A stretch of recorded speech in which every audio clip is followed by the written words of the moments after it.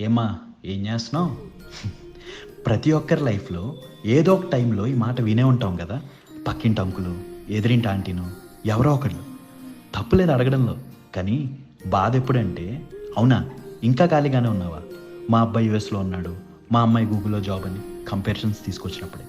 ఒకరి లైఫ్‌లో 21-25 ఇది మోస్ట్ టఫెస్ట్ ఫేజ్.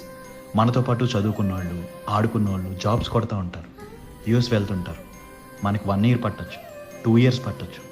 ఈలోపు ఒక బ్యాచ్ గద్దల్లా మన మీద పడి వీడింక పనికిరాడని సర్టిఫికేట్ ఇచ్చేస్తారు.